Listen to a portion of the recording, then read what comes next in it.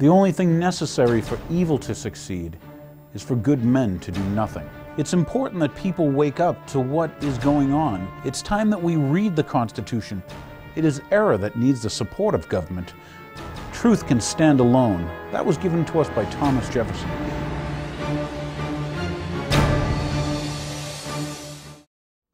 Thank you for tuning in, everyone. My name is Daniel Hapney, and this is The Real Story. About a year ago or so, I started the program, and I started the program off trying to, I don't know, enlighten or at least find out how aware my audience was when it came to money and currency. The creation thereof, what money was through history. Well, I thought it'd be a good idea to follow that show up a year later now. See, now it's about a year or so later, and I can ask you people, is it the price of gasoline going up, or is it the purchasing power of your currency going down? Is it the price of food going up, or is it the purchasing power of your currency going down? When we had this great liquidity bubble, remember those words, liquidity bubble, when they injected liquidity into the economy, in other words, printed money, okay, that had nothing behind it. Remember we found out who makes money, when I say makes money, who actually physically makes money, and how money is created from nothing and it's actually an instrument of debt. Well, tonight what I thought I'd do is I thought I'd go over once again the Money Show. This is the Money Show Take 2. And what we want to do tonight, or what I'd like to do for you, is to show you, we'll give you some graphic examples and also a little bit of stories, because once again, it's been a year now. A year ago I told you that, gee, the dollar was going to continue to lose its value. As you can see, I'm not the Harvard economist genius here, okay? I'm just a guy who tells you that when they continuously print money, okay, they're basically enslaving us. And they're making your parents and your children poorer. And the way that they do that, okay, is because all that money that's created, that owes somebody something. Because those Federal Reserve notes that we use here in America, they're created out of debt, out of borrowing. They borrow them into existence. And those who create them, think about it, those who create them, it costs them nothing. Yet you and your children are going to have to pay interest on this money. So what I brought for you today is a couple examples. We'll start off with the happy Federal Reserve note. You've all seen these before. This is what? This is a banknote. At the very top it says Federal Reserve note. Now, what do we know about banknotes? When you write a check, that's a banknote. Okay? This here, okay, piece of paper, actually more of like cloth, we'll call it paper. This is created by the Crane Paper Company in Massachusetts. So we're employing some people anyway for every one we make. And do you think the cost goes up if I make this a 5? If I make it a 10, a 20, 100, 1,000? What's my cost of production? But let's go over how these are created once again. Where do they come from? And why that's important. And how that relates to today compared to a year ago. Okay? All right, because we're funding things like occupations of countries. Once again, I'm not going to call it the Iraq War because I'm not at war with Iraq and Iraq never attacked me. Okay? And right now what I see our troops doing is occupying Iraq. So I call it the Iraq occupation. But in this case, I'll let you know, by the way, we spend a lot of these and we put that debt on you and your children. So, how does a dollar come into being? Boy, it's a good picture of George. Okay? How did George get here? And then how does George go out through the economy? Well, the first thing we need to do is we need to, decide that, kind of like, who was that wonderful guy? Was it Marx? Karl Marx? Yes, the communist guy in the Communist Manifesto who said one of the 10 planks of communism we need is a central bank. Well, Federal Reserve note, do you think that came from a central bank? Okay, so we've accomplished that. He also said we should have a graduated income tax or whatever. We got that too, huh? Have anybody paid attention here? But we'll go into the creation of money. Okay, let's say Congress wants to get money so they go attack Iran. They've already attacked Afghanistan, who didn't attack us. They attacked Iraq, who didn't attack us or, declare war on us or anything like that. And Congress didn't declare war. But the long and short is that costs money. And Congress doesn't have the money, so what do? They borrow the money. And who do they borrow it from? The Federal Reserve Bank. Okay? Now, for you listeners out there, because this is Money Show 2, we're going to say, that bank, that Federal Reserve Bank, is that a public bank owned by the public? Or is it a private bank? Is it part of the United States government? or is it separate from the United States government? Well, is Federal Express part of the United States government? They get the name Federal. Interesting how they choose their names, huh? So to enlighten you, let's go back one. Would you believe me if I said it was a private bank? Created for banksters by banksters. And they create our currency. And let's see, part of the government? No, they're actually separate from the government. Matter of fact, I don't think they even can be audited. Isn't that pretty interesting? A bank, and nobody can see inside. We can't show you what's inside. That's because there are no reserves. Yet they chose the word federal, and they chose the word reserve. And because it sounds important, they chose the word system. So here's Congress, doesn't have any money, already spent all the money they took in taxes. And it's about March, I think. January, February. Yeah, it's about March. And they're out of money. So they go walking down the street, and they go to the Federal Reserve Bank. And the Fed always gives them the same answer. When they say, hey, we'd like $200 billion to go attack something, you know, maybe they're going to have a war on drugs. You remember that? That was Nixon 30 years ago. We still have that war, by the way. You know, the war on poverty. You should go through all the wars. Anyway, the comedy is this. They borrow money from the Fed, who doesn't have any money to begin with. And all the Fed does is open up their general ledger, and they take out a writing instrument, and they write, today's date, it's March, remember we're out of money, and we're going to say, we want to go to war. Little note on the side, some country name, because we never attack anybody who could really attack us back, because we're doing the bully thing, right? This is like the empire building game. Okay. They close that general ledger, they get on the telephone, they call the Treasury. Hey, Treasury, yeah, well, the family's doing good. Do me a favor. Give $200 billion to George or Bill or Ronald. Hey, it could have been Rumsfeld, right? Could have been Donald. The bottom line is, as soon as they give the check, the money, and this check, okay, the United States government, they can put it in their bank account. Where is the United States government's bank account? Oh my gosh, it's at the Federal Reserve. So they write a check to themselves, you know, on your behalf. That's saying that you'll pay them back in interest. But what did the Congress give that private bank, not part of our government, in return for that all of a sudden big $200 billion deposit they found in their account? Well, just so you know, they give them one of these. It's a piece of paper. On that piece of paper, it says they promise to pay back. They promise to charge you taxes because you're the one who's paying it back, and interest and stuff. And this is your public debt, remember? Okay, so anyway, they give back that bank a piece of paper. And the bank says, well, thanks. Do you know what these are called, everybody? They're called Treasury bills and Treasury notes. So at the top, Treasury bill, Treasury note. Promise to pay back $200 billion with interest. Okay? So here's a private bank that had no money, but wrote a check that they deposited in their own bank, and now they're allowing the government to write checks from that, in which case the Treasury will turn that into Federal Reserve notes, and you, listeners out there, you get to pay the interest. So it's been about a year. I relayed this to you. Some of you watched, maybe nobody watched, but we told you that, gee, Thomas Jefferson made statements like, if we ever allow our central bank to create our currency, where our children will wake up homeless in the country that their forefathers, conquered or whatever. That's happening, and it's happening now. And every time there's a problem, economic problem, what do they do? We're going to what? You're going to get stimulated. Maybe watching the show. Maybe when I drink my coffee, you'll get stimulated because I'll give you a stimulus check, which, by the way, you have to pay back with interest. Okay? Think about it. Think about this whole game and why it is that Washington and politicians, why would a politician want to spend, $80 million or $100 million to become president?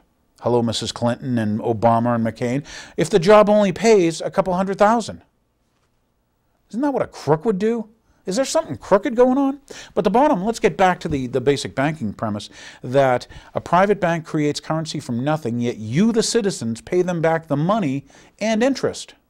And if all the money created to this very day is represented by my notebook, all right, here's my notebook. All right, that's all the money.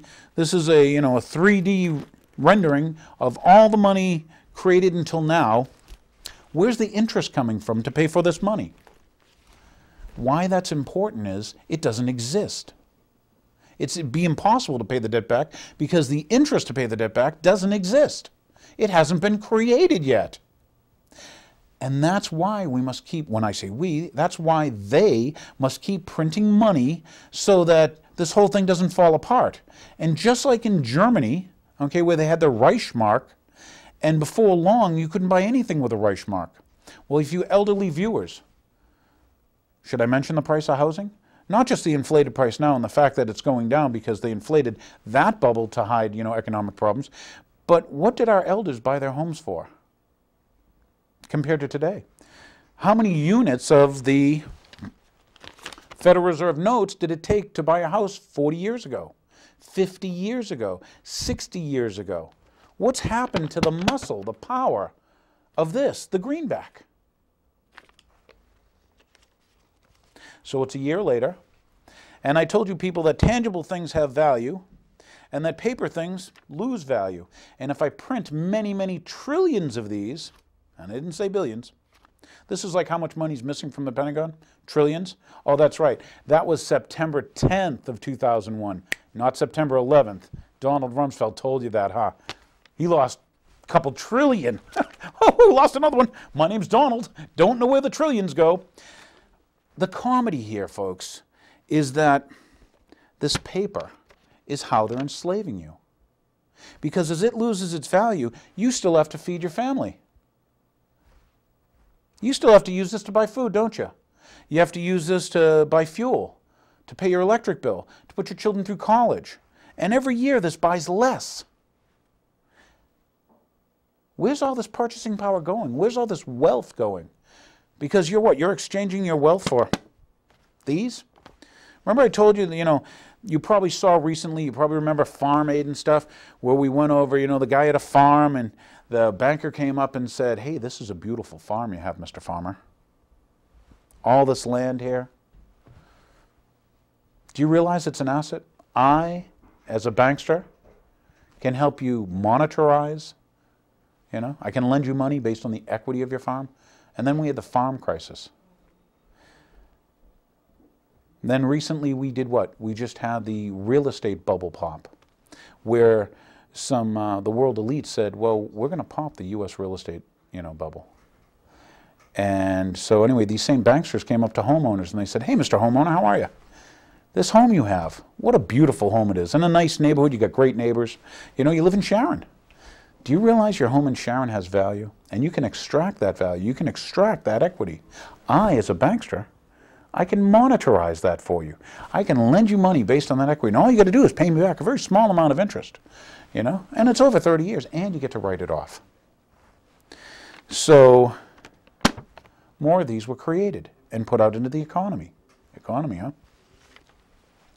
What happened to the value of them? It's now, well, a year from the time I did the show with you, and I told you that they created this lending bubble, when I say this, what do they call it, period of great liquidity, where they went and poured money into the residential real estate market. What's happened? Well, all of a sudden they created a bubble, and that bubble, it done burst.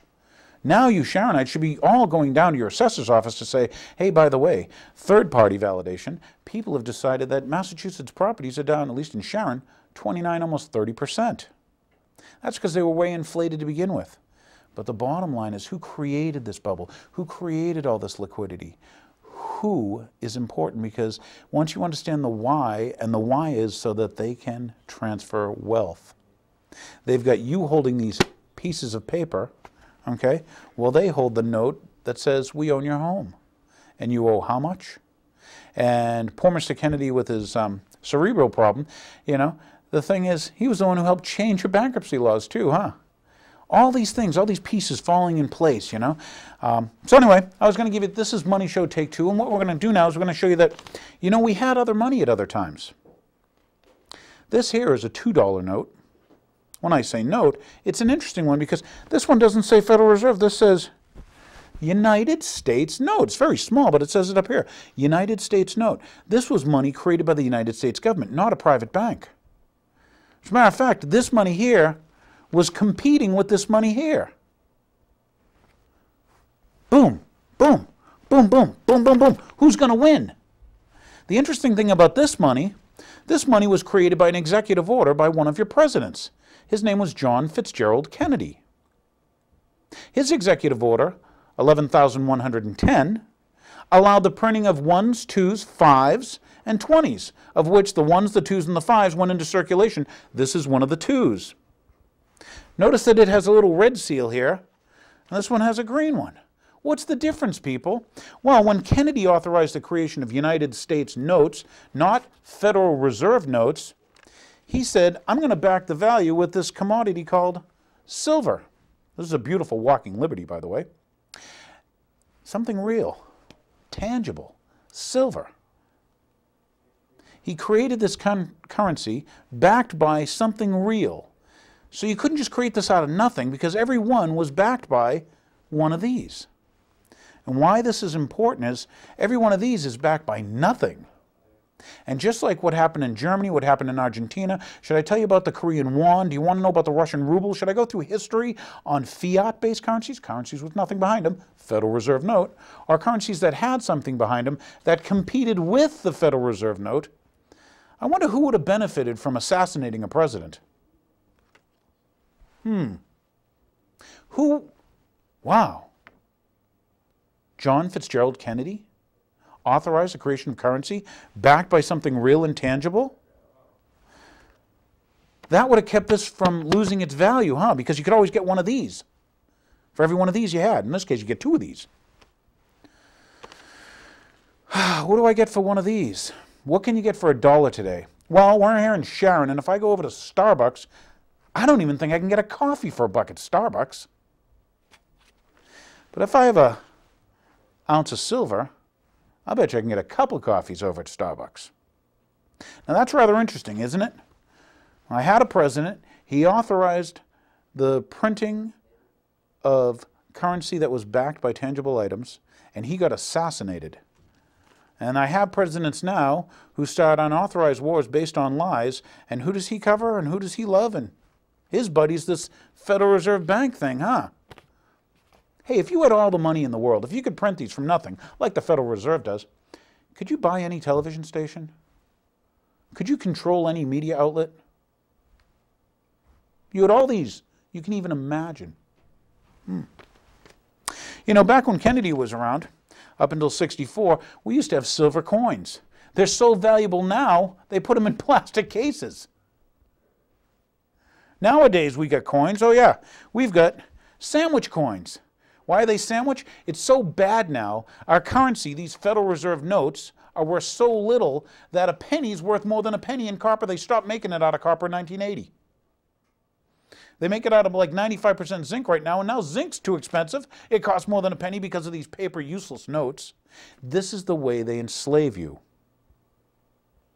Because they all have you working for these and worshiping these, and yet they create them out of nothing. And then you slave for something that they create out of nothing.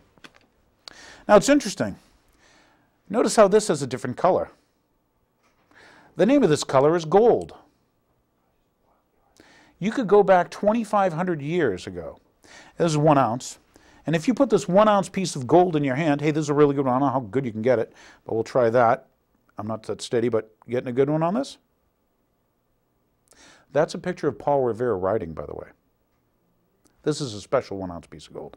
What's important about this is, if I was to place this in my hand, and I go through time, I go back through time like a voyager, a time voyager, and it's 2,500 years ago, and I'm in Rome. You know I could get a suit of clothes, and a pretty good suit of clothes, if I had an ounce of gold. And you know, today, to this very day, if you have this ounce of gold, you can still exchange it for a very nice suit of clothes. I believe gold today is about $900 an ounce. Do you remember it used to be $20 an ounce? That's why we had a $20 gold piece. And silver was $1 an ounce. That's because that's what the Constitution said we could have, and that's what the Constitution did. You know? It allowed the United States Congress to coin money and set the value thereof. Now, I know all of you are very well educated, and you think, well, you know, that was then, this is now. Well, keep thinking that way, because that's what you got with thinking that way. You got these useless pieces of paper that I believe it takes about 500,000 of them to buy a home in Sharon. How many 1,000 of these does it take to put your children through college? What happens to your parents who saved some of these? They said, I'm not going to spend this one. I'm going to save it for that rainy day. So maybe my kid can go to college. Maybe, I can help my wife. Maybe if, a rainy day fund and all that. And then years later, they go to spend it, and it buys what? What does $1 buy today? Well, this used to be $1.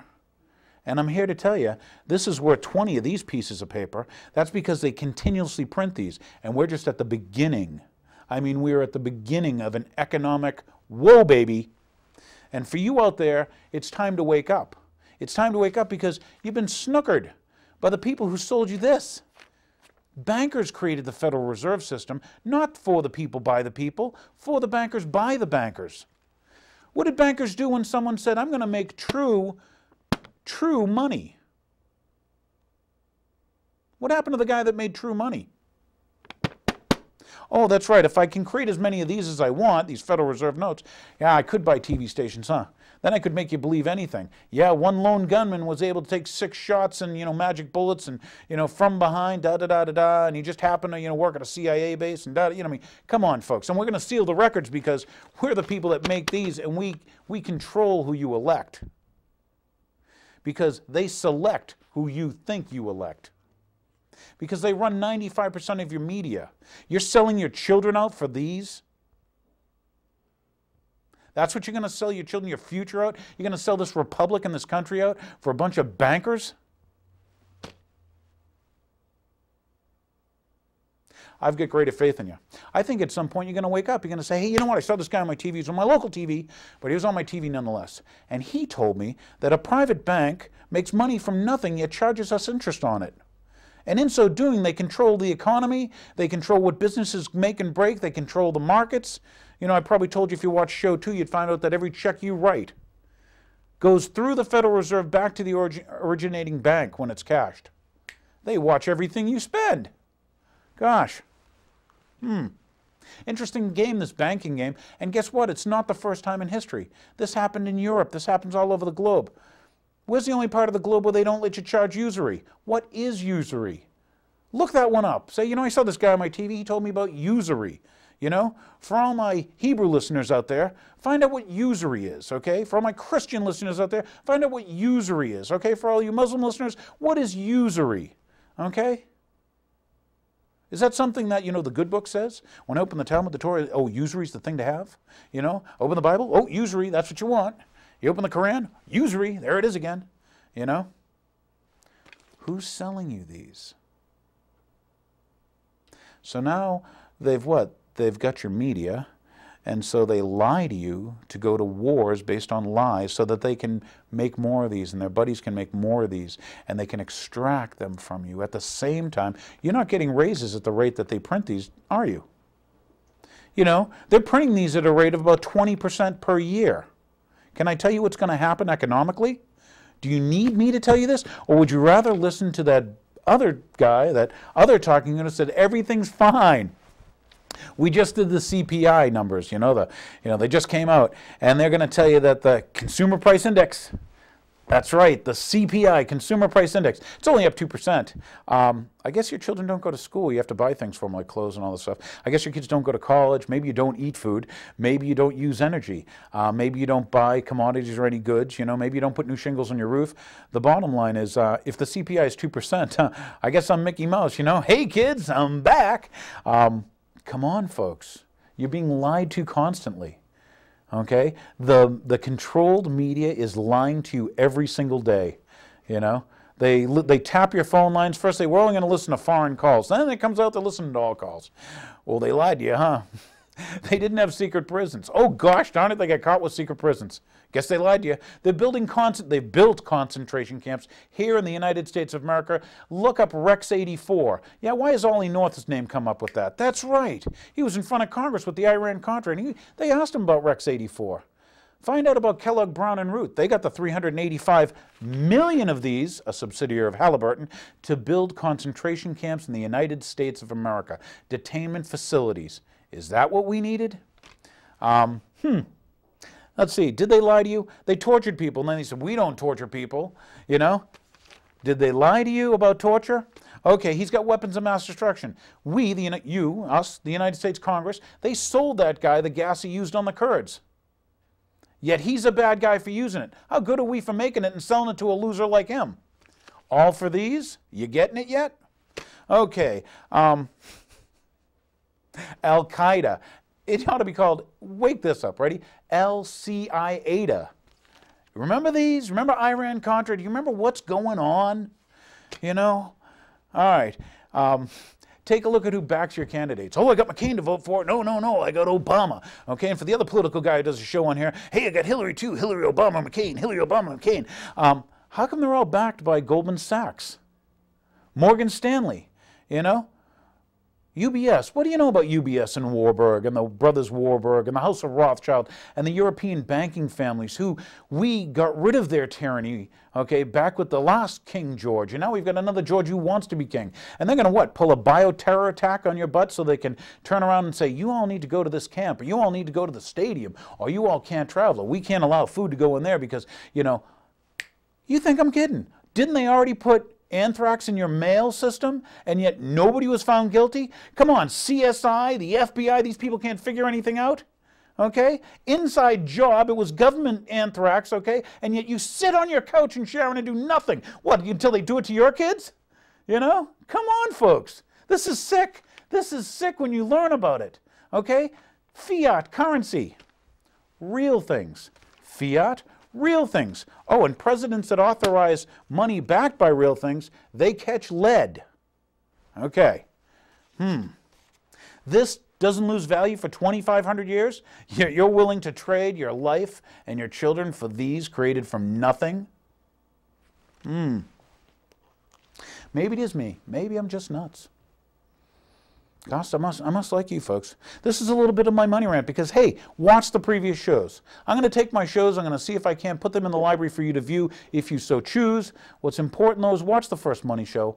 Watch the second show where I go over the Federal Reserve System and find out how you've had your life run, control, and stolen by a bunch of bankers who did it while you thought you were free. And if you think you're so free, try not taking your shoes off at the airport, you bunch of cattle.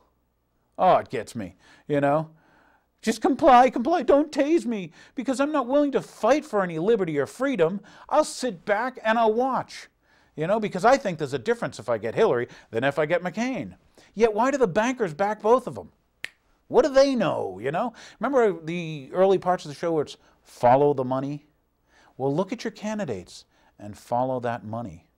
And the only candidate who stands up, or actually there were three, who stood up and said, hey, we're for the Constitution. Remember that when they go to take an oath of office, they swear to uphold and defend the Constitution of the United States of America from all enemies, foreign and domestic?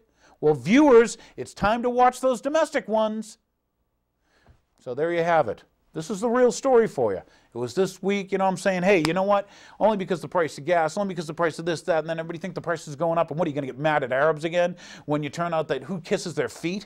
You know, who loves them, who shakes their hand? Whose Secret Service guards the Saudi embassy? Yeah, yours. Okay? You say, all for these guys. Hello? You have got to wake up.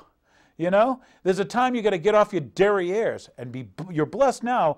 It's time to save this republic, okay? Don't let the bankers take it over because already they're controlling your, they're controlling your media, they're controlling your speech, they're controlling your travel. They're telling you that they attacked us because we were free, and who's taking our freedoms? Not them.